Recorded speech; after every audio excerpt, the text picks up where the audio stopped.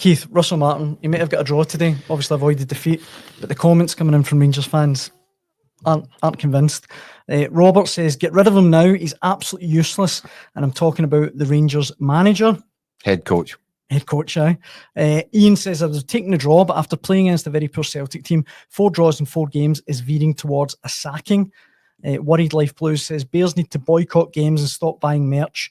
The board and the 49ers treat the fans like they're idiots. Chris says, at home game for Rangers, no shots on target. It's a better performance. Come on, Andy Newport, what you taught? I should have really put that to Andy. But and Blue Nose John says, Russell Martin is simply lying to us about certain things. So, I mean, quite a strong reaction. Do you know what? There's too far gone now. There's too much damage done. Russell Martin clings into that position, clings onto it tonight because he got a point at home to Celtic. In a game where his side couldn't muster a shot to goal. It's gone too far. There's no much point. There's nothing really to be gained for saying that now. I think Russell Martin looks like a guy that knows he's hanging on. He's saying all the right things. He's saying that he's got support from above and all this. And I'm sure that he thinks he probably has. But when you've fallen out with your best player, you've lost another one, as the guy saying, Egerman and Raskin, 2 guys that Rangers would have looked at last season and thought we could earn a right few bob off these two, or they're going to make a huge contribution. Russell Martin actually said, and he said it inadvertently, when talking about previous windows that he's been at, when I think it was at Southampton, he said he had 24 players wanted out. Now, if I'm Russell Martin, I want to be scratching my head a little bit and thinking, asking why. 24 players wanted out. And now he's got this situation with the guy. I don't think the players buy into his tactics. I don't think they believe in what he believes. I think they think that they're being asked to front up his philosophy and they know it's not going to work. That's what Rangers look like. They look confused and they look frightened today, to be perfectly honest with you, against a Celtic side that didn't look capable of hurting them. I think it's a real mess.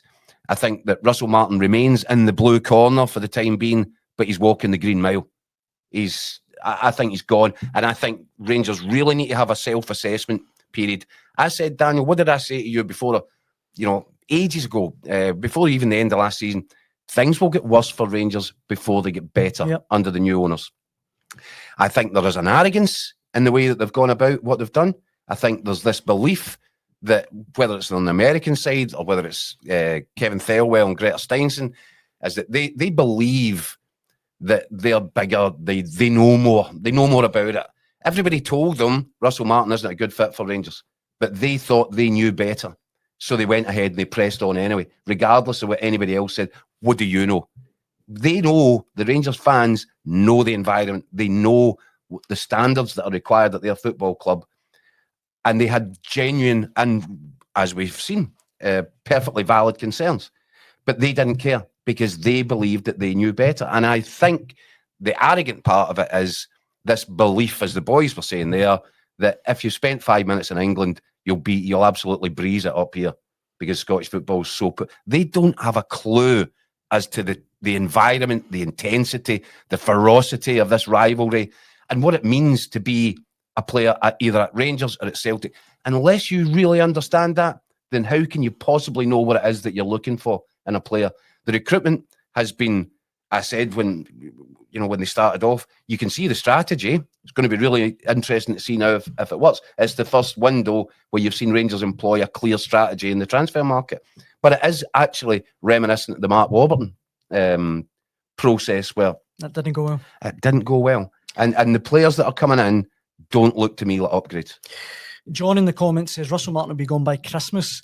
Do you think he'll be in the dugout for the next derby game? I think he's one really damaging defeat away from almost being chased out by the fans. And the owners will try and hold firm and all this, but I think the argument is bigger now than Russell Martin. People have decided, made up their own mind. Russell Martin probably suspects himself that it doesn't. His jacket's wobbling all over the place right now. So actually, you can almost kind of look beyond what and start examining what comes next. And I think the big question that Rangers fans will want to ask right now is, Andrew Kavanagh Do you believe in Kevin Thelwell as your sporting director? Do you believe in Greta Steinson as the guy who's the big influencer from the 49ers? Do you trust him? Do you trust him? Look at the decisions that have been made. Look at the manager that's in, or the head coach that's in place, and look at the signings and assess their contribution. I actually think it's bigger than Russell Martin now, and I think that Andrew Kavanagh has got a really difficult decision to make in terms of if or when they pull the plug on Russell Martin. Do you go back to Kevin Thelwell? Do you go back to Greta Steinson and say, look, guys, things haven't gone so well, but I'm going to put you in charge of finding the next one?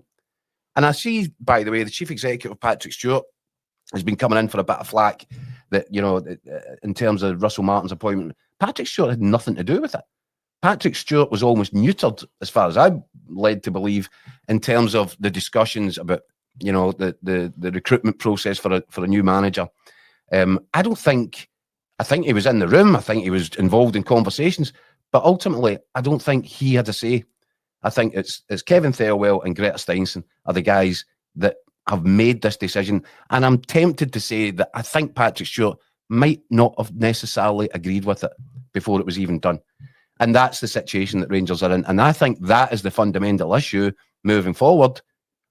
How is it addressed? Because if you're looking at if you're giving them a report card for the first few months in charge, what are you looking at? 2 out of 10, if that. If that. So if I'm Andrew Kavanagh, I might want to reassess things. And I think one of the things that might help Rangers to move forward is if they ditch this arrogance and realise, do you know what, guys? We don't know it all. Maybe we should be listening to people that know this environment better than us, and, you know, getting more of a feel for it, rather than thinking we can just breach in through the door and change everything at the drop of a hat because it's only Scottish football. It's only Rangers. Sean in the comments says, as a Rangers fan, I will not be going back again to Ibrox with him as manager. Pretty strong.